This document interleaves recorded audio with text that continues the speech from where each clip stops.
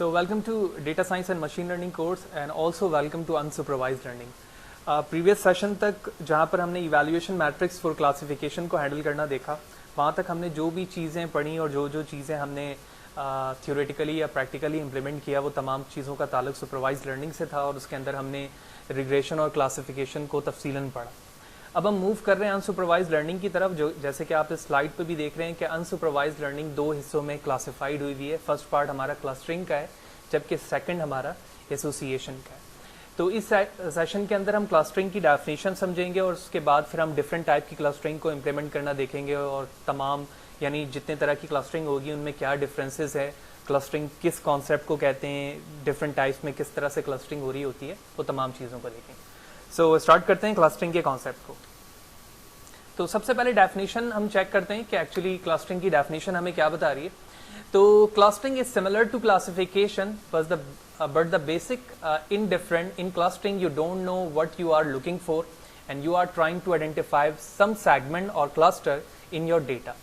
यानी सबसे इंपॉर्टेंट बात यह है कि जो क्लस्टरिंग का कॉन्सेप्ट है वो बिल्कुल क्लासिफिकेशन की तरह है, लेकिन क्लासिफिकेशन के अंदर हम ये चीज़ जानते हैं या ये बात जानते हैं कि एक्चुअली जिस चीज़ को हम क्लासिफाइड कर रहे हैं, क्लासिफिकेशन जिस पे इस्तेमाल कर रहे हैं, अप्लाई कर रहे हैं, वो कितने क्लासेस में डिवाइड ऑलरेडी हुई भी। लेकिन क्लस्टरिंग के अंदर हमें ये कॉन्सेप्ट का पता नहीं होता है कि एक्चुअली हम कितने क्लस्टर को कितने पार्ट में डिवाइड करना चाह रहे हैं और एक्चुअली जब ये क्लस्टर में होकर हमें दिखेगा तो उसके कितने टाइप्स होंगे या कितने क्लस्टर होंगे। यही वजह है कि डेफिनेशन पे बताया गया है कि जब आप क्लस्टरिंग को कर रहे हैं तो you don't know about what you are looking for. आप किस चीज़ के लिए काम कर रहे हैं आपको पता नहीं है कि एक्चुअली ये क्लस्टर होकर कितने क्लस्टर में डिवाइड होकर हमें डेटा मिलेगा। फर्दर आगे बताया जा रहा है, when you use clustering algorithm on your data set, unexpected thing can suddenly pop up like a structure cluster and grouping you would have never thought of otherwise। यानी जो चीज सडन होकर पॉपअप होकर आपके सामने उसका स्ट्रक्चर आएगा या क्लस्टरिंग होकर आपके सामने आएगी तो वो चीज आप जानते नहीं होगे कि एक्चुअली ये चीज किस तरह से क्लस्टर होकर आई है। तो सिंपल वर्ड्स में क्लस्टरिंग क्लासिफिकेशन का ही एक दूसरा कॉन्सेप्ट है, लेकिन जो अनसुपरवाइज की डेफिनेशन हमें बताती है कि हमारे पास जो एक्चुअल डेटा सेट होता है वो क्या होता है, अनलेबल होता है। तो उस अनलेबल्ड डेटा को आप क्लस्टरिंग के जरिए से क्या कर रहे होते हो, एक लेबलिंग असाइन कर रहे होते हो कि एक्चुअली कौन कौन से इंडिपेंडेंट डेटा का ताल्लुक किससे होगा, तो वो किस क्लस्टर के अंदर या किस क्लास के अंदर लाए करेगी। तो क्लस्टरिंग की डेफिनेशन के बाद जो पहली क्लस्टरिंग के टाइप को हम डिस्कस करने जा रहे हैं उसे हम कहते हैं के मीन्स क्लस्टरिंग। तो के मीन क्लस्टरिंग की डेफिनेशन क्या है और एक्चुअली के मीन्स क्या है हम इससे समझेंगे, उसके बाद उसके पूरे बैकग्राउंड को देखेंगे एक्चुअली इसमें क्लस्टरिंग किस तरह से होती है। तो के मीन्स क्लस्टरिंग की डेफिनेशन पे बताया जा रहा है कि के mean clustering is one of the simplest and popular unsupervised machine learning algorithm. ये सिंपलेस्ट भी है और साथ ही साथ अनसुपरवाइज्ड के अंदर सबसे पॉपुलर एक लर्निंग एल्गोरिथम है।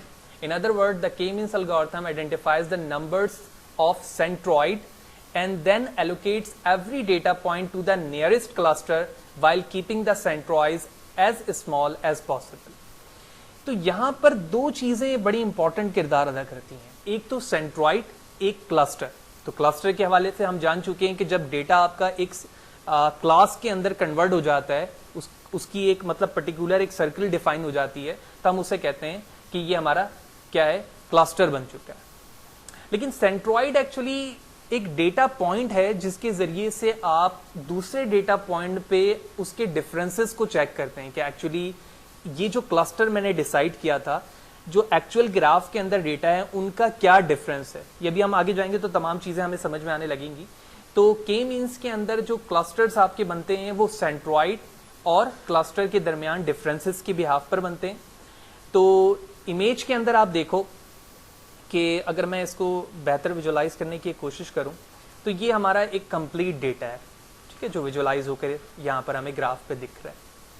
अब ये एक अनसुपरवाइज्ड लर्निंग है तो यकीनी तौर पे मुझे नहीं पता कि एक्चुअली हमारा डेटा किस बाउंड्री पर होगा, तो वो किस क्लास को रिप्रेजेंट करेगा, किस क्लस्टर पे रिप्रेजेंट होगा।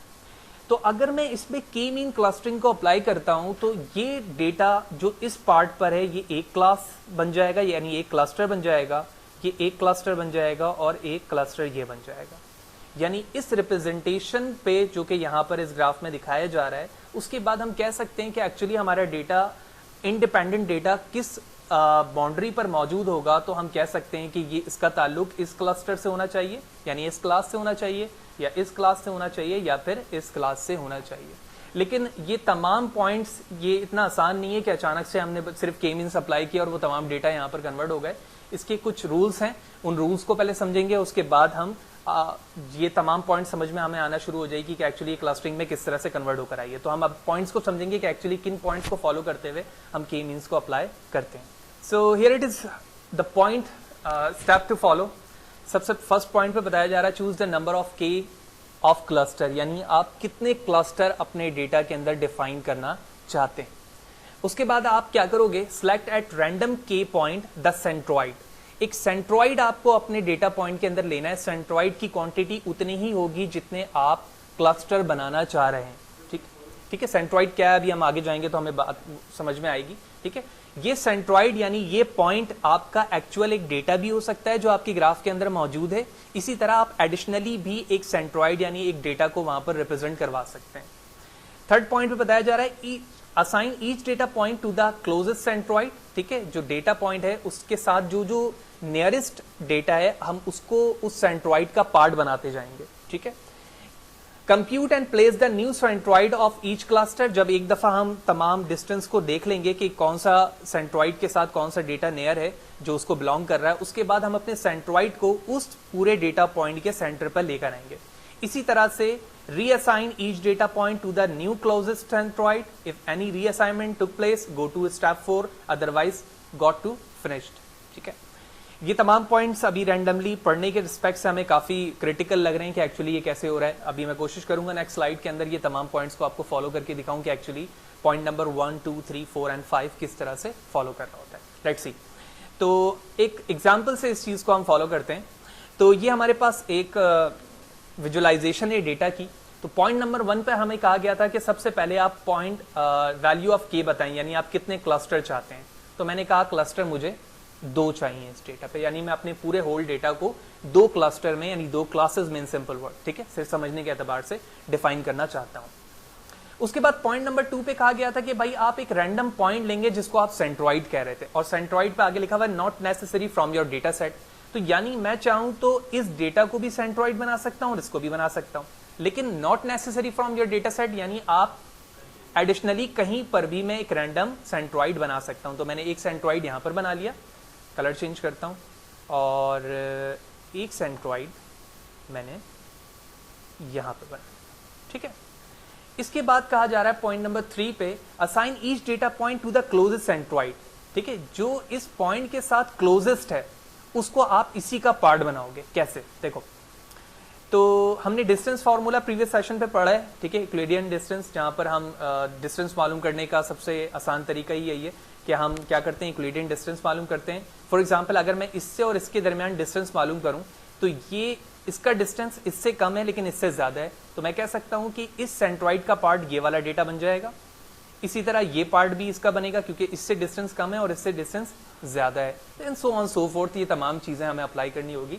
लेकिन हमने सेकेंडरी लेवल पर ये फॉर्मूला पढ़ा है कि जब हम किसी 2 चीजों के दरमियान डिस्टेंस मालूम करना चाहते हैं तो सबसे पहले तरीका ये होता है कि हम दोनों के दरमियान एक स्ट्रेट लाइन ड्रॉ करें, और इस स्ट्रेट लाइन का जो सेंटर पार्ट होगा ये दोनों डेटा को इक्वली क्या कर देगा, डिवाइड कर देगा। तो अगर मैं एक स्ट्रेट लाइन बनाऊं इस डॉट से, तो इसका मतलब ये हुआ कि जो इस स्ट्रेट लाइन के ऊपर डेटा मौजूद है वो तमाम इस सेंट्रॉइड का पार्ट हो गया, और जो इसके नीचे मौजूद है वो इस कलर का सेंट्रॉइड का पार्ट बन जाएगा। लिहाजा अब जो हमारी इमेज चेंज होगी वो तमाम डेटा इस पे कन्वर्ट हो जाएगा। मैं सिर्फ फिलिंग कर रहा हूं कलर ताकि अंडरस्टैंडिंग के लिए हो जाए।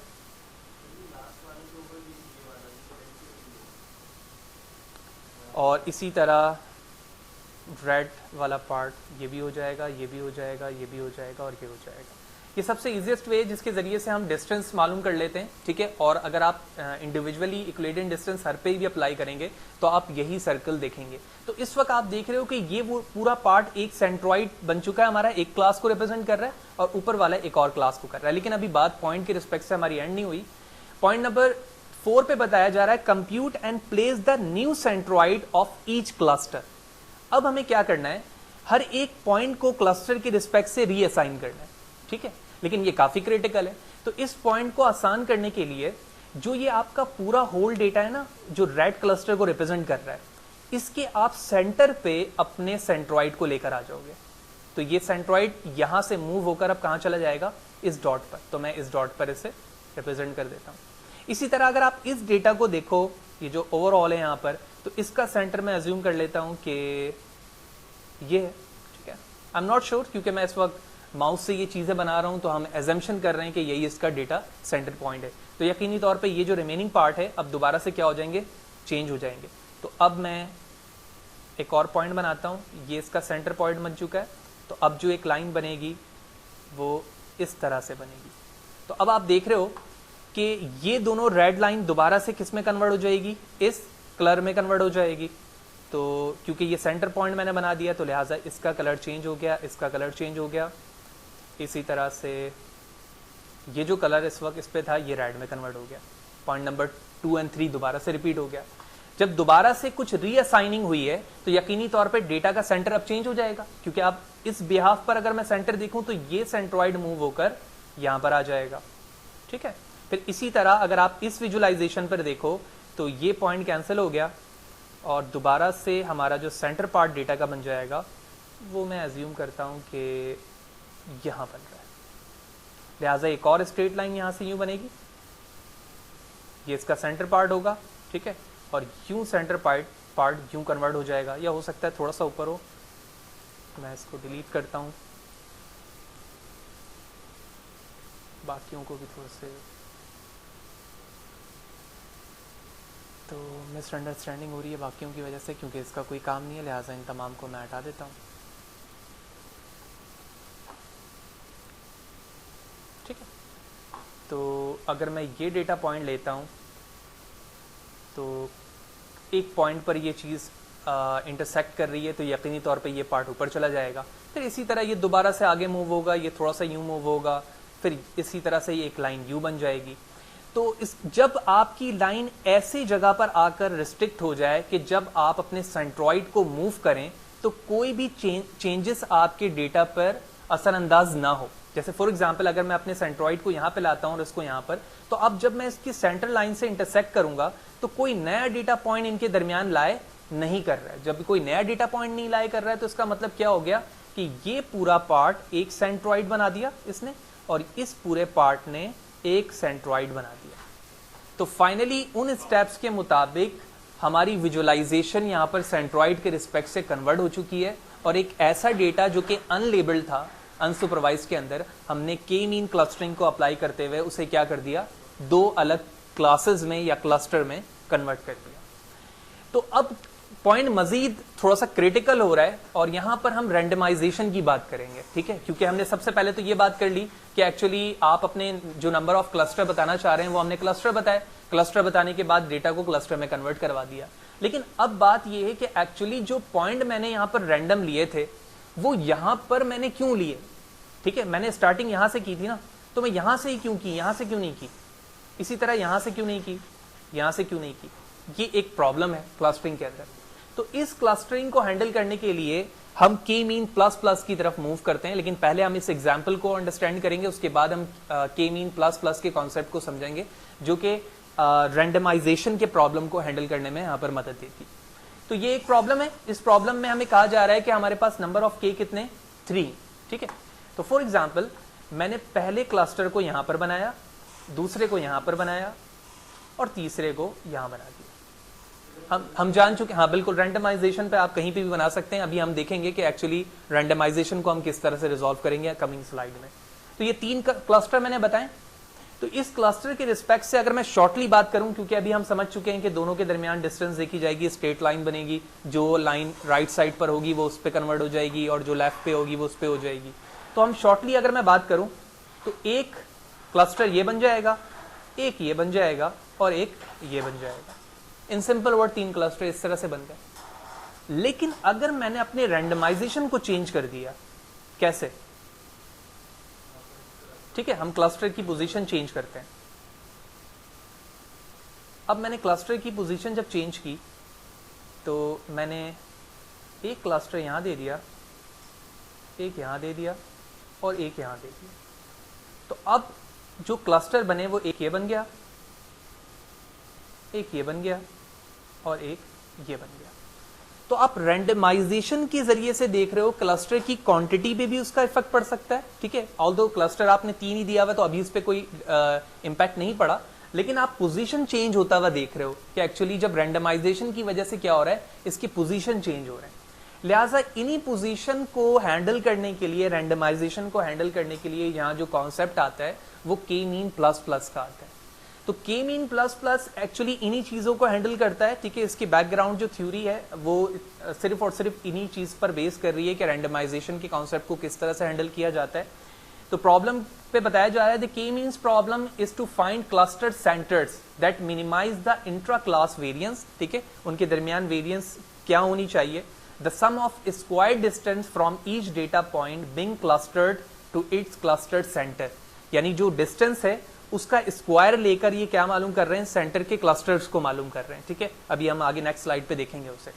The centre that is close to it, जो सेंटर उससे क्लोज होगा, although find an exact solution to the K means problem for arbitrary input is NP hard, यानी ये एनपी हार्ड प्रॉब्लम में से एक है।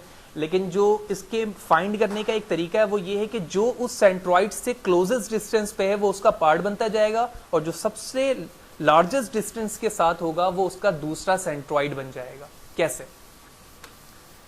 ये उसके पॉइंट्स हैं, ठीक है। लेकिन पॉइंट से पहले मैं आपको एक डेटा दिखाना चाहता हूं। ये एक सिंपल सा एक विजुअलाइजेशन डेटा है। आप समझिए कि ये ग्राफ में एक्स एक्सिस और वाई एक्सिस के साथ है। अब मैंने एक रैंडम पॉइंट ले लिया, इस डेटा को मैंने क्या बना दिया, क्लस्टर बना दिया, ठीक है। दैट सी बात है, पहला आपको तो क्लस्टर खुद ना एक डिसाइड करना होगा। तो पॉइंट पे बताया जा रहा है choose first cluster centre uniformly at random data point, कहीं पे भी रैंडमली आपने एक फर्स्ट क्लस्टर ले लिया। उसके बाद फॉर ईच ऑब्जर्वेशन, जो भी ईच ऑब्जर्वेशन है उसके साथ साथ X, compute the distance to the nearest cluster center. अब जो मैंने रैंडमली पॉइंट लिया है, अब हर एक से उसका डिस्टेंस मालूम करूंगा, इसके साथ, इसके साथ, इसके साथ, इसके साथ। अभी मैंने एक ही लिया है, यही चीज तो हम कंप्यूट कर रहे हैं। ये जो मैं थ्योरी बता रहा हूं ये के मीन्स पे है, ठीक है, जो हमारा सिस्टम खुद कंप्यूट करके देगा। अभी तो हम उसकी थ्योरी जान रहे हैं कि एक्चुअली सेकंड सेंट्रॉइड यहां पर आएगा कैसे और कहां पर आएगा। तमाम चीजों का मैंने क्या मालूम किया, डिस्टेंस मालूम किया और उसका स्क्वायर कर लिया। अब जो सबसे लार्जेस्ट डिस्टेंस की वैल्यू आएगी वो ये आएगी, क्योंकि ये सबसे दूर है। जो सबसे दूर सेंट्रॉइड का डेटा है हम उसे क्या बना देंगे, सेकंड सेंट्रॉइड बना देंगे यहां पर, ठीक है। अब ये सेकंड सेंट्रॉइड बन गया। अब दोबारा से वही काम जो फर्स्ट के लिए किया गया था सेकंड के लिए किया जाना शुरू हो जाएगा। ये तमाम के डिस्टेंस मैंने मालूम किए, ठीक है। अब जो लार्जेस्ट डिस्टेंस पे इसे डेटा मिला वो ये भी मिलेगा और ये भी मिलेगा, क्योंकि ये सबसे फार है इन दोनों से, क्योंकि ये ऑलरेडी क्या है, सेंट्रॉइड है। तो ये सेंट्रॉइड नहीं है, तो अब मैंने यहां पर क्या बना दिया, सेंट्रॉइड बना दिया। तो के मींस की ये थ्योरी क्या कर रही है हमारे बिहाइंड, हमें नंबर ऑफ सेंट्रॉइड पे रेंडमाइजेशन बता रही है। मैंने नंबर ऑफ क्लस्टर्स तो उसको बता दिए कि एक्चुअली भाई जो मैं क्लस्टर बनाना चाहता हूं वो 3, तो जब 3 क्लस्टर बनाना चाहता हूं तो यकीनी तौर पे मेरे पास जो सेंट्रॉइड की क्वांटिटी होगी वो भी कितनी होगी, 3 होगी, ठीक है। तो अगर मैं पॉइंट की बात करूं तो पॉइंट नंबर 2 पर हमने यही ऑब्जर्वेशन डिस्टेंस किया। पॉइंट नंबर 3 पे बताया जाए choose new cluster center from the amongst data point with probability of X being chosen proportional to the distance square, यानी जितने डिस्टेंस आ रहे थे सबका हमने स्क्वायर करके मालूम कर लिया कि सबसे लार्जेस्ट डिस्टेंस कौन सी है, और उसको हमने क्या डिसाइड कर लिया कि ये हमारा क्या होगा, अपकमिंग सेंट्रॉइड होगा।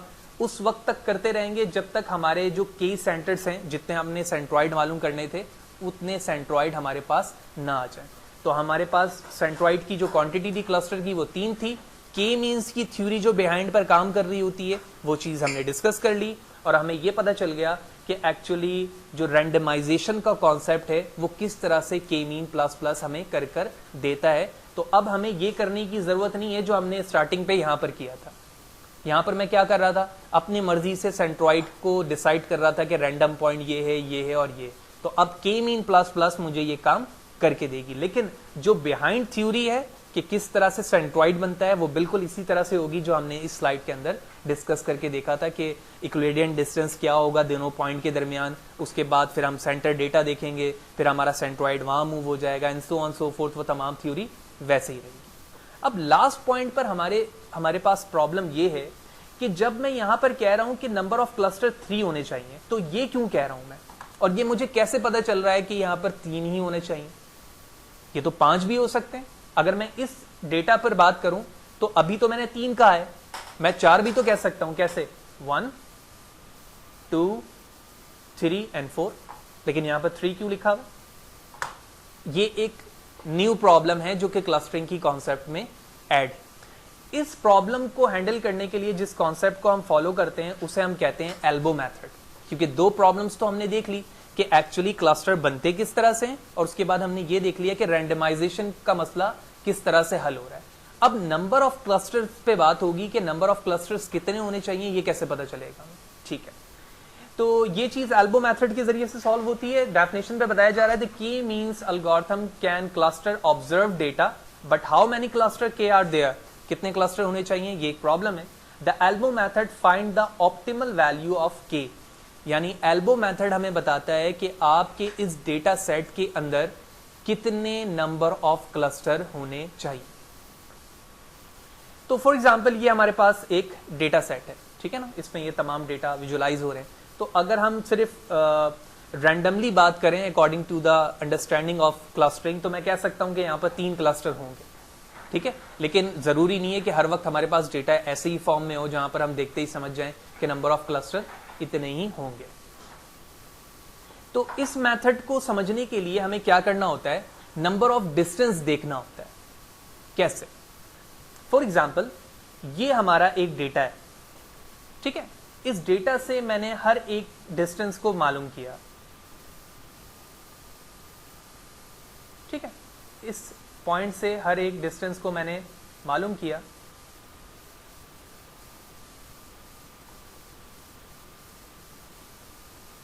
तो एक सबसे लार्जेस्ट वैल्यू मुझे मिलेगी, ठीक है ना, एक लार्जेस्ट वैल्यू होगी। तो मैं अज्यूम करता हूं कि वो वैल्यू ये है, ठीक है। इस वैल्यू के बाद आपको एक सेकंड मिलेगी, ठीक है, फिर थर्ड मिलेगी, फोर्थ, क्योंकि ये जब करीब आने लगेगा तो आपका डेटा इस तरह से हो जाएगा, कुछ ऐसे ही होगा ना भाई। एक सबसे ज्यादा वैल्यू, एक कम वैल्यू, फिर उससे कम, ऐसे करते करते आपका जो ग्राफ विजुलाइज होकर आएगा वो इस फॉर्म पर आ जाएगा, ठीक है। तो इस चीज को, जो हमारा डेटा था ना डिफरेंस, इसको हम कहते हैं डिस्टॉर्शन, और ये है नंबर ऑफ क्लस्टर्स। तो आपने एक ग्राफ विजुलाइज करवाया जिसके एक्स एक्सिस को आपने 1 से लेकर 10 तक, 20 तक, 100 तक, जितने भी आप नंबर ऑफ क्लस्टर समझते हैं कि पॉसिबल ही है इसमें, वो आपने यहां पर डिसाइड कर दिया। उसके बाद जो डिस्टॉर्शन था डिस्टेंस का, ठीक है, वो आपने यहां पर किया। तो ये बता रहा है सबसे ज्यादा डिफरेंस है, फिर ये उसके बाद का डिफरेंस है, फिर ये उसके बाद का है। लेकिन इस पॉइंट के बाद तुम देख रहे हो कि ज्यादा डिस्टॉर्शन नहीं है डेटा में, यानी जो डिफरेंस है डेटा के दरमियान वो इतना नहीं है।